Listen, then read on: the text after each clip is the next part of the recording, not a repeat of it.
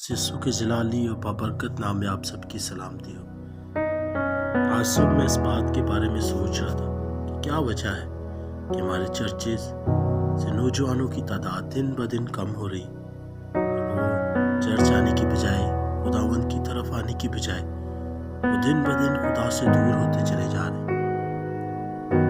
हमारे चर्चेस सिर्फ उन लोगों पर तवज्जो देते हैं जो पहले से ठीक किए हुए लोग, जो पहले से ठीक है, लेकिन वो लोग जो चर्च से ठुकराए हुए हैं, फिर बाहर कहीं से फजल मिलता है, किसी मीटिंग में जाकर उनकी ज़िंदगी तब्दील होती है, तो चर्च उस शख्स पर अपना हक जताना शुरू हो जाता है।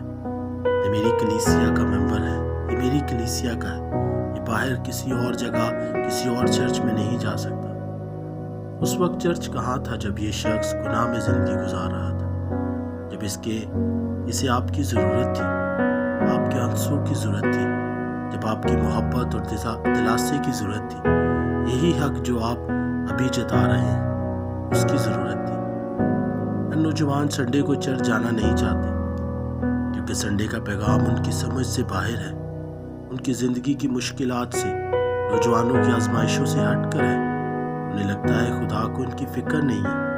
वो सोचते हैं खुदा सिर्फ सुधरे हुए लोगों की बात करता है, खुदा हमारे खिलाफ है, उसे हमारी ज़िंदगी की कोई फिक्र नहीं। उन्हें लगता है खुदा इतवार को सिर्फ उन लोगों से मिलने आता है जो हर इतवार चर्च आते हैं, जो अपनी दायकी पूरी देते हैं। ये सब सिर्फ उन पैगामों और रसूमात की वजह से है जो आज हमने चर्च में बना रखी है। किसी नौजवान को देखकर कोशिश करेंगे कि खुद भी वैसा बने, लेकिन चर्च की तरफ से उन्हें कुछ भी सपोर्ट ना होने की वजह से, किसी के दिल में उन नौजवानों के लिए फिक्रमंदी ना होने की वजह से वो हार मान लेते हैं।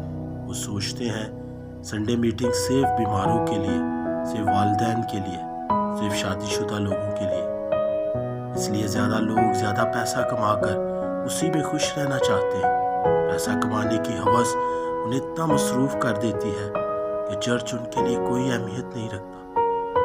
फिर हम चर्च में बाइबल क्लास कराना शुरू कर देते हैं। ये तो वही शख्स करेगा जो इंटरेस्टेड है, लेकिन वो नौजवान क्यों करेगा जिसे खुदा से कोई मतलब नहीं। फिर जब वो उन क्लासेस में नहीं आएगा तो हम उनसे नफरत करनी शुरू करेंगे, उनके साथ ज़बरदस्ती करेंगे। इस तरह अगर वो महीने में 1-2 दफ़ा चर्च आता था, वो भी आना छोड़ देता है। आइए इस वक्त नौजवानों को चर्च से दूर जाता हुआ देखकर उनसे नफरत ना कीजिए, उन पर उंगलियां उठाना छोड़कर उनके लिए आंसू बहाना शुरू कीजिए, उनके लिए दुआ कीजिए। यही नौजवान आने वाले दिन में कलीसिया को ज़मीन की इंतहा तक लेकर जाने के लिए सबब ठहरेंगे। आइए नौजवानों को इग्नोर मत कीजिए।